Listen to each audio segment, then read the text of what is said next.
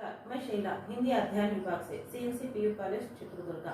हम last class में part 4 बिंदा बिंदा के बारे में पढ़े थे और इसके साथ साथ लेखिका महादेवी वर्मा के जीवन परिचय किए थे और सौतेली माँ बिंदा के लिए कितना कष्ट देती है इसके बारे में भी हम देखे थे।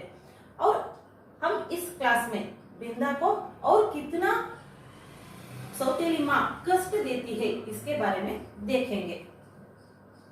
और एक दिन याद आता है ये लेखिका महादेवी वर्मा कह रहे हैं। चूल्हे पर चढ़ाया दूध उफना जा रहा था। बिंदा ने नन्हे नन्हे हाथों से दूध की पतीली उतारी अवश्य, पर वह उसकी उंगलियों से छूटकर गिर पड़ी। बिंदा ने क्या करती थी? रसोई में काम करती थी। इसके साथ साथ उसने खाना पकाना, झाड़ू करना, ये सब काम करती थी। एक दिन चुल्लू पर चढ़ाया दूध उफना जा रहा था। बिंदा ने क्या कर दिया? उस समय अपने नन्हे नन्हे हाथों से दूध का कटोरी को नीचे उतारा अवश्य, लेकिन उतारने के समय उसकी उंगली और पैर पर वो दूध गिर पड़ा। एक दिन ಯಾದ ಆತಾ ಹೈ ಲೇಖಕಿಯವರು ಹೇಳ್ತಿದ್ದಾರೆ, ನನ್ನ ಜೀವನದಲ್ಲಿ ನಡೆದ ಒಂದು ಘಟನೆ ಇವಾಗ ನನಗೆ ನೆನಪು ಬರ್ತಾ ಇದೆ. ನನ್ನ ಜೀವನದಲ್ಲಿ ಅಂದ್ರೆ ಬಿಂದಾಳ ಜೀವನದಲ್ಲಿ ಏನು ನಡೆದಿತ್ತು ಅನ್ನೋದು ಈಗ ನೆನಪು ಬರ್ತಾ ಇದೆ. ಅದರ ಬಗ್ಗೆ ಹೇಳ್ತೀನಿ. ಚುಲ್ಲು ಪರ್ ಅಂದ್ರೆ ಒಲೆಯ ಮೇಲೆ ಹಾಲನ್ನು ಬಿಸಿ ಮಾಡುವಾಗ ಏನು ಬಿಂದಾ ಅವರ ಮನೆಯಲ್ಲಿ ಎಲ್ಲಾ ಕೆಲಸವನ್ನು ಅವಳೇ ಮಾಡ್ತಿರ್ತಾಳೆ. ಅಡಿಗೆ ಮಾಡೋದು, ಕಸ ಗುಡಿಸೋದು, ನೀರು ತುಂಬೋದು ಎಲ್ಲ ಅವಳೇ ಮಾಡೋದು. ಅದರ ಜೊತೆಗೆ ಹಾಲನ್ನು ಕಾಯಿಸೋದಕ್ಕೆ ಒಲೆ ಮೇಲೆ ಇಡ್ತಾಳೆ. ಅದು ಏನು ಕುದ್ದು ಹೊರಗೆ ಬರ್ತಾ ಇರುತ್ತೆ. ಅದನ್ನು ಇಳಿಸೋದಕ್ಕೆ ಅವಳ ಕೈಯಲ್ಲಿ ಆಗ್ಲಿಲ್ಲ. ಏನು ಬಟ್ಟೆ ಏನು ಸಿಗಲಿಲ್ಲ. ಅದರಿಂದ ಕೈಯಿಂದಾನೆ ಇಳಿಸುವ ಸಮಯದಲ್ಲಿ ಅವಳ ಕೈ ಮತ್ತೆ ಕಾಲಿನ ಮೇಲೆ ಚೆಲ್ಲು ಹೋಗುತ್ತೆ. ಬಿಸಿಯಾದ ಹಾಲು ಚೆಲ್ಲು ಹೋಗುತ್ತೆ. उंगली से छूटकर गिर पड़ी। खौलाते दूध से जले पैरों के साथ दरवाजे पर खड़ी बिंदा का रोना देखा मैं तो हतबुद्धि से हो रही। पंडित चाची से कहकर वह दवा क्यों नहीं लगावा लेती, यह समझना मेरे लिए कठिन था। खौलाते दूध से जले पैरों के साथ दरवाजे पर खड़ी बिंदा का रोना देख मैं तो हतबुद्धि सी हो रही थी। क्या दूध उबलकर बाहर आता था, उसने बिंदा ने उतार दिया, लेकिन उसके पैर पर दूध गिरने से उसका पैर जल उठा। इससे उसको बहुत दुख हुआ। ಏನು ಹಾಲಿನ ಪಾತ್ರೆನ ಇಳಿಸುವ ಸಮಯದಲ್ಲಿ ಅವಳ ಕಾಲಿನ ಮೇಲೆ ಚಲೋದ್ರಿಂದ ಅವಳಿಗೆ ತುಂಬಾ ಗಾಯ ಆಯಿತು. ಗಾಯ ಆದ ಕಾರಣ ಅವಳು ಏನ್ ಮಾಡ್ತಿದ್ದು? ಅಳೋದಕ್ಕೆ ಸ್ಟಾರ್ಟ್ ಮಾಡ್ತಿದ್ದು. ಇದನ್ನೆಲ್ಲ ಲೇಖಕಿ ಮಹಾದೇವಿ ವರ್ಮ ಅವರು ನೋಡ್ತಾ ಇದ್ರು. ಮುಜೆ हतबुद्धि सी हो रही। पंडित चाची से कहकर वह दवा क्यों नहीं लगवा लेती। ಇವರು ಮನಸ್ಸಿನಲ್ಲೇ ಯೋಚನೆ ಮಾಡ್ತಿದ್ದಾರೆ. ತನ್ನ ತಾಯಿ ಯಾರು ಮಲತಾಯಿಗೆ ಕೇಳ್ಬಿಟ್ಟು ಔಷಧಿ ಯಾಕೆ ಇವಳು ಹಚ್ಚಿಸ್ಕೊಂತಾ ಇಲ್ಲ ಅಂತ ಅವಳು ತನ್ನ ಮನಸ್ಸಿನಲ್ಲೇ ಇದನ್ನ ಯೋಚನೆ ಮಾಡ್ತಿದ್ದಾಳೆ. ಏಕ್ ಸಮಜ್ನಾ ಮೇರೆ ಲಿಯೆ ಕಠಿನ್ ಥಾ. ಇದು ತಿಳಿಯೋದು ಅವಳಿಗೆ ತುಂಬಾ ಕಠಿಣ ಆಗಿತ್ತು. ಅಂದ್ರೆ ಯಾಕಂದ್ರೆ ಅವ್ರ ಮನೆಯಲ್ಲಿ ಅವರ ತಾಯಿ ಅವಳಿಗೆ ಏನಾರು ಆದ್ರೆ ಔಷಧಿ ಎಲ್ಲ ಹಚ್ತಾ ಇದ್ರು. ಆದ್ರೆ ಇವ್ರ ಮನೆಯಲ್ಲಿ ಈ ತರ ಏನು ನಡೀತಾ ಇರಲಿಲ್ಲ. ಇದು ಏನಕ್ಕೆ ಅನ್ನೋದು ಅವಳಿಗೆ ಅರ್ಥ ಆಗದಂತಹ ವಯಸ್ಸು. ಆದ್ರಿಂದ ಅವಳು ಅದನ್ನೇ ಯೋಚನೆ ಮಾಡ್ತಾ ಇದ್ರು. उस पर जब बिंदा मेरे हाथ अपने जोर से धड़कते हुए हृदय से लगाकर कहीं छिपा देने की आवश्यकता बताने लगी, तब तो मेरे लिए सब कुछ रहस्यमय हो उठा। उस पर जब बिंदा मेरे हाथ अपने जोर से धड़कते हुए हृदय से लगाकर कहीं छिपा देने की आवश्यकता बताने लगी, तब तो मेरे लिए सब कुछ रहस्यमय हो उठा। ಇವಳು ಏನು ತಪ್ಪು ಮಾಡಿದಾಳೆ? ಹಾಲು ಬಿಸಿ ಮಾಡುವಾಗ ಇಳಿಸೋದು, ಅದು ಕಾಲಿನ ಮೇಲೆ ಚೆಲ್ಲೋದಕ್ಕೆ ತಾಯಿ ಏನ್ ಅಂತಾಳೋ ಅಂತ ಹೆದರ್ಕೊಂಡು ನನ್ನನ್ನ ಎಲ್ಲರೂ ಮುಚ್ಚಿಟ್ಬಿಡು ಅಂತ ಬಿಂದಾ ಲೇಖಕಿ ಮಹಾದೇವಿಯ ವರ್ಮಾ ಅವ್ರ ಹತ್ರ ಹೋಗ್ಬಿಟ್ಟು ಹೇಳ್ತಾ ಇದ್ದಾರೆ. ಆದ್ರೆ ಇದು ಏನು ರಹಸ್ಯ ಇಲ್ಲಿ ನಡೀತಾ ಇದೆ ಅನ್ನೋದು ಲೇಖಕಿಯವರಿಗೆ ಅರ್ಥ ಆಗ್ತಿಲ್ಲ. सब रहस्यमय हो रहा था वहां पर। क्या कुछ चल रहा है इसके बारे में लेखकी महादेवी वर्मा को कुछ भी पता नहीं चला। उसे मैं अपने घर में खींच लाई अवश्य, उसे मैं अपने घर में खींच लाई अवश्य। किसे? बिंदा को अपने घर को खींच लाई, पर ना ऊपर के खंडे में माँ के पास ले जा सकी और ना छिपाने का स्थान खोज सकी। इतने में दरवाजे लाद कर आने वाला पंडित इन चाची की उग्र स्वर में भय से हमारी दिशाएं रोक दी।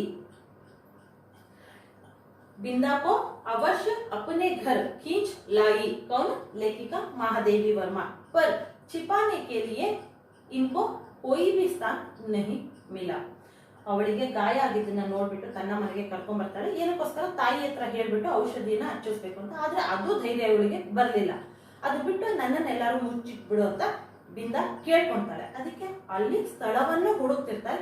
ಅಷ್ಟರಲ್ಲಿ ಪಂಡಿತ್ ಇಂಚಾಚಿ, ಏನ್ ಪಕ್ಕದ ಮನೆಯಲ್ಲಿರುವ ಮಲತಾಯಿ ಪಂಡಿತ್ ಇಂಚಾಚಿಯ ಸ್ವರ ಜೋರಾಗಿ ಕೇಳಿಸುತ್ತೆ. ಅದರಿಂದ ಜಾಸ್ತಿ ಅವರಿಗೆ ಭಯ ಸ್ಟಾರ್ಟ್ ಆಗುತ್ತೆ.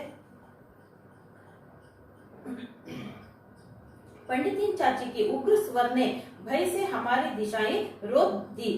पंडित चाची की स्वर आते ही इनका क्या दिशा था वो दूसरा हो गया। इसी से हड़बड़ाहट में मैं दोनों उसे कटोरी में जा घुसे। हम दोनों इस घबराहट से ये कटोरी में जाकर घुस गए जिसमें गाय के लिए घास भरी जाती है। वो कटोरा कौन सा था? यह कमरा कौन सी थी? गाय के लिए घास रखने वाला कटोरा, यह कमरा था। मुझे तो घास की पत्तियां भी चुभ रही थी, कटोरी का अंधकार भी कष्ट दे रहा था। पर बिंदा अपने जले पैरों के घास में छिपाए और दोनों डंडे हाथों से मेरा हाथ दबाए ऐसी बैठी थी मानो घास का चुभता हुआ डेरा रेशमी बिछोनी बन गया था। मुझे तो घास की पत्तियां चुभ रही थी। कौन? लेखकी महादेवी वर्मा को ये घास का चारा इनको चुभ रहा था, लेकिन बिंदा के लिए ये रेशम की बिछोनी की तरह दिख रहा था। लेखकी महादेवी वर्मा ಅವರಿಗೆ ಏನೋ ಅದು ಹುಲ್ಲು ಇತ್ತು, ಅದು ಕಾಲಿಗೆ ಎಲ್ಲ ಚುಚ್ಚುತ್ತಾ ಇತ್ತು. ಆದರೆ ಬಿಂದಾಳಿಗೆ ಮಾತ್ರ ಆ ತರಹ ಏನೂ ಆಗ್ಲಿಲ್ಲ. ಒಳ್ಳೆಯ ಹಾಸಿಗೆಯ ಮೇಲೆ ಮಲ್ಕೊಂಡಿದ್ದೀನಿ ಅದನ್ನ ಅಷ್ಟು ಅವಳಿಗೆ ಆರಾಮಾಗಿ ಇತ್ತು ಅಲ್ಲಿ. ಯಾಕಂದ್ರೆ ಮಲತಾಯಿಯ ಕಾಟ ಅಲ್ಲಿ ಇರಲಿಲ್ಲ. मैं तो शायद सो गई थी कौन? लेखिका महादेवी वर्मा तो वहां पर ही सो गए, क्योंकि जब घास निकलने के लिए आया हुआ गोपी इस अभूतपूर्व दृश्य की घोषणा करने के लिए कोलाहल मचाने लगा, तब मैंने आंखें मलते हुए पूछा, क्या सवेरा हो गया? लेखकी महादेवी वर्मा वहां पर ही सो गए और वहां घास निकालने के लिए कौन आया? गोपी आया। उस समय गोपी आने पर उसका आवाज या स्वर सुनकर महादेवी वर्मा आंख छोड़कर कहते हैं, क्या सवेरा हो गया? ಅಲ್ಲಿ ಇಬ್ಬರು ಮಲ್ಕೊಂಡಿದ್ದಾರೆ. ಎಲ್ಲಿ? ಹಸುವಿಗೆ ಹಾಕುವ ಹುಲ್ಲಿನ ಮೇಲೆ ಬಿಂದಾ ಮತ್ತೆ ಮಹಾದೇವಿ ವರ್ಮಾ ಇಬ್ಬರು ಮಲಗ್ತಾರೆ. ಅಲ್ಲೇ ನಿದ್ದೆ ಬಂದ್ಬಿಡುತ್ತೆ ಮಹಾದೇವಿ ವರ್ಮಾ ಅವರಿಗೆ. ಆ ಸಮಯದಲ್ಲಿ ನಿದ್ದೆ ಬಂದಾಗ ಅಲ್ಲಿ ಗೋಪಿ ಬಂದುಬಿಟ್ಟು ಅವನ ಜೋರಾದ ಧ್ವನಿಯಲ್ಲಿ ಕೂಗ್ತಾನೆ. ಅವಾಗ ಮಹಾದೇವಿ ವರ್ಮಾ ಅವರಿಗೆ ಎಚ್ಚರ ಆಗುತ್ತೆ. ಮತ್ತೆ ಕೇಳ್ತಾರೆ, ಏನು ಬೆಳಗಾಗ್ಬಿಟ್ಟಿದೀಯಾ ಅಂತ ಹೇಳ್ಬಿಟ್ಟು ಗೋಪಿಗೆ ಕೇಳ್ತಾರೆ. ಮಾನೆ बिंदा के पैरों पर तिल का तेल और चूने की पानी लगाकर जब अपने विशेष संदेश वाहक के साथ उसे घर भिजवा दिया। माँ ने बिंदा को पैरों पर तेल और चूने की पानी लगाकर जब अपने विशेष संदेश वाहक के साथ उसे घर भिजवा दिया। माँ ने, किसके माँ? महादेवी वर्मा के माँ ने क्या किया? बिंदा के पैरों पर तिल की तेल और चूने की पानी लगाकर कुछ अच्छे बात कहकर उनके घर भिजवा दिया। ಏನು ಒಳ್ಳೆಯ ತಾಯಿ ಲೇಖಕಿ ಮಹಾದೇವಿ ವರ್ಮಾ ಅವರ ತಾಯಿ ಒಳ್ಳೆ ಮಾತನ್ನ ಹೇಳಿ ಮತ್ತೆ ಅವಳಿಗೆ ಕಾಲಿಗೆ ಎಣ್ಣೆಯನ್ನು ಹಚ್ಚಿಬಿಟ್ಟು ಅವ್ರ ಮನೆಗೆ ಕಳಿಸ್ಕೊಡ್ತಾರೆ. तब उसकी क्या दिशा हुई, क्या यह बताना कठिन है। तब उसकी किसकी बिंदा अपने घर लौटने पर अपनी सौतेली माँ क्या कष्ट देती है या क्या कुछ बातचीत करती है, इसके बारे में मैं सोचना बहुत मुश्किल है या कठिन है, कहकर महादेवी वर्मा कह रहे हैं यहाँ पर इतना तो मैं जानती हूँ कि पंडितीन चाची की न्याय विधान में न क्षमा का स्थान था न अपील का अधिकार। मैं तो इतना जानती हूँ। कौन? महादेवी वर्मा कह रहे हैं कि मैं तो इतना जानती हूँ कि उनके घर में पंडित इन चाची के न्यायालय का मतलब उनके मन में क्षमा का स्थान है न अपील का स्थान है। ಇವರು ಏನ್ ಹೇಳ್ತಿದ್ದಾರೆ, ನನಗೆ ಗೊತ್ತು ಆ ಬಿಂದ ಅವರ ಮನೆಯಲ್ಲಿ ಹೋದಾಗ ಅಲ್ಲಿ ಏನು ನಡೆದಿದೆ, पंडितीन चाची ಕ್ಷಮೆಯನ್ನು ಕೊಟ್ಟಿರಲ್ಲ, ಇದರ ಜೊತೆ ಕಠಿಣವಾದ ಶಿಕ್ಷೆ ಕೊಟ್ಟಿರ್ತಾರೆ। फिर कुछ दिनों तक मैंने बिंदा को घर आंगन में काम करते नहीं देखा, फिर कुछ दिनों तक मैंने बिंदा को घर आंगन में काम करते नहीं देखा। उसके घर जाने से माँ ने मुझे रोक दिया था। फिर बहुत कुछ दिन उसने बाहर आकर काम नहीं करती थी, इसलिए उसको कोई बीमार होती है, ಅವಳಿಗೆ ಹುಷಾರಿಲ್ಲದಂಗೆ ಆಗುತ್ತೆ, ಅದರಿಂದ ಅವಳು ಕೆಲಸವನ್ನು ಮಾಡ್ತಾ ಇರಲ್ಲ। ಇವಳಿಗೆ ಅದರ ಬಗ್ಗೆ ಏನು ಗೊತ್ತಿರಲ್ಲ, ಯಾರು ಮಹಾದೇವಿ ವರ್ಮಾಗೆ ಅದರ ಬಗ್ಗೆ ಏನು ಗೊತ್ತಿರಲ್ಲ। ಏನಕ್ಕಂದ್ರೆ ತಾಯಿ ಅವಳ ಮನೆಗೆ ನೀನು ಹೋಗಬಾರ್ದು ಅಂತ ಹೇಳಿರ್ತಾರೆ। पर वे प्रातः कुछ अंगूर और सेब लेकर वहां हो आती थी। कौन? महादेवी वर्मा के माँ अंगूर और सेब लेकर बिंदा के घर जाकर आते थे। बहुत खुशमद करने पर रुकिया ने बताया कि उस घर में महारानी आई है। बहुत में पूछने पर रुकिया ने कहा, क्या कहा? उनके घर बिंदा के घर में महारानी आई है। ಏನು ಇವಳು ತುಂಬಾ ಮಹಾದೇವಿ ವರ್ಮ ತುಂಬಾ ಕೇಳ್ಕೊಂಡಾಗ ತಾಯಿ ಅಂತೂ ಹೇಳಲ್ಲ, ಇವರ ಮನೆ ಕೆಲಸದಲ್ಲಿ ಇಲ್ಲ ಅಕ್ಕಪಕ್ಕದ ಮನೆಯವರು ಹೇಳ್ತಾರೆ ಅವರ ಮನೆಗೆ ಮಹಾರಾಣಿ ಬಂದಿದ್ದಾರೆ। क्या वे मुझसे नहीं मिल सकती? महादेवी वर्मा रुकिया से कह रहे हैं या पूछ रहे हैं, बिंदा मुझसे नहीं मिल सकती। पूछने पर वह मुंह में कपड़ा ठोसकर हंसी रोकने लगी। वह महारानी मुझे नहीं मिल सकते कहकर महादेवी वर्मा पूछ रहे हैं, इसके लिए उस रुकिया को बहुत हंसी आती है। ಏನು ಆ रुकिया ಹೇಳಿದ್ದು ಅವರ ಮನೆಯಲ್ಲಿ ಮಹಾರಾಣಿ ಬಂದಿದ್ದಾರೆ ಅಂತ, ಅದನ್ನ ಕೇಳ್ಬಿಟ್ಟು ಮಹಾದೇವಿ ವರ್ಮ ಏನ್ ಹೇಳ್ತಾರೆ, ನನಗೆ ಮಾತನಾಡಿಸೋದಕ್ಕೆ ಅವರು ಮಹಾರಾಣಿ ಬರಲ್ವಾ ಅಂದಿದ್ದಕ್ಕೆ ಇವರು ರುಕಿಯಾಗೆ ತುಂಬಾ ನಗು ಬರುತ್ತೆ, ಏನಕ್ಕೆ ಅನ್ನೋದು ಗೊತ್ತಿಲ್ಲ, ಇದರಲ್ಲಿ ವ್ಯಂಗ್ಯವಾದ ನುಡಿ ಇದೆ। जब मेरे मन का कोई समाधान न हो सका, मेरा मन इस बात से कोई समाधान नहीं हुआ, तब मैंने एक दिन दोपहर को सबकी आंखें बचाकर बिंदा के घर पहुंची। एक दिन मैं दोपहर को सबके आंखें बचाकर बिंदा के घर पहुंची। ಎಲ್ಲರ ಕಣ್ಣನ್ನ ಏನು ಯಾರಿಗೆ ಗೊತ್ತಾಗದಂಗೆ, ಅವಳ ತಾಯಿಗೆ ಗೊತ್ತಾಗದಂಗೆ ನಾನು ಬಿಂದಾ ಅವಳ ಮನೆಗೆ ಹೋದೆ ಒಂದು ದಿನ। नीचे के सुनसान खंडे में बिंदा अकेली एक काट पर पड़ी थी। नीचे के सुनसान खंडे में बिंदा अकेली एक काट पर पड़ी थी। आंखें गड्ढे में घुस गई थी। मुख दानों से भरकर न जाने कैसे हो गया था और मैली सी चादर के नीचे छिपा शरीर बिछौनी से बिन ही नहीं जाना पड़ता था। नीचे के सुनसुना खंड में बिंदा अकेली एक काट पर पड़ी थी। एक काट पर उसने लेटी हुई थी या सोई हुई थी। ಒಂದು ಮಂಚದ ಮೇಲೆ ಅವಳು ಕೆಳಗಿನ ಒಂದು ಕೊಠಡಿಯಲ್ಲಿ ಅವಳು ಮಲಗಿದ್ಲು। ಆಕೆ ಗಡ್ಡೆ ಮೇ घुस गई थी, ಏನೋ ಅವಳ ಕಣ್ಣು ತುಂಬಾ ಒಳಗೆ ಹೋಗಿತ್ತು। मुख दानों से भरकर न जाने कैसे हो गए थे और मैली सी चादर ಒಂದು ಗಲೀಜಾದ ಬೆಡ್ಶೀಟ್ ಅದು ಹಾಕೊಂಡು ಅವಳು ಅಲ್ಲಿ ಮಲಗಿದ್ಲು। बिन ही नहीं जाना पड़ता था। डॉक्टर दवा की शीशाएं सिर पर हाथ फेरती हुई माँ और बिचौनी के चारों चक्कर काटते हुए बापूजी के बिना भी बीमारी का अस्तित्व है। डॉक्टर दवा शीशाएं उसके सिर पर दवा की शीशाई रहना चाहिए और इसके साथ साथ बापूजी वहां पर घूमना चाहिए और माँ वहां पर बैठी रहना चाहिए। ये सब बीमारी का ये मैं नहीं जानती थी। इसी से उस अकेली बिंदा के पास खड़ी होकर मैं चकित सी चारों ओर देखती रह गई। बिंदा ಹತ್ರ ಹೋಗ್ಬಿಟ್ಟು ಅವಳನ್ನ ನೋಡ್ತಾಳೆ, ತುಂಬಾ ಆಶ್ಚರ್ಯ ಆಗ್ಬಿಡುತ್ತೆ, ಏನ್ ಹೀಗಾಗಿದ್ದಾಳೆ ಅಂತ ಆಶ್ಚರ್ಯದಿಂದ ಅಲ್ಲೇ ನೋಡ್ತಾ ನಿಂತ್ಕೊಂತಾಳೆ। बिंदा ने ही कुछ संकेत और कुछ अस्पष्ट शब्दों में बताया कि नहीं अम्मा मोहन के साथ ऊपर के खंड में रहती है, शायद चचे के डर से। सवेरे शाम बहुरानी आकर उसका काम कर जाती है।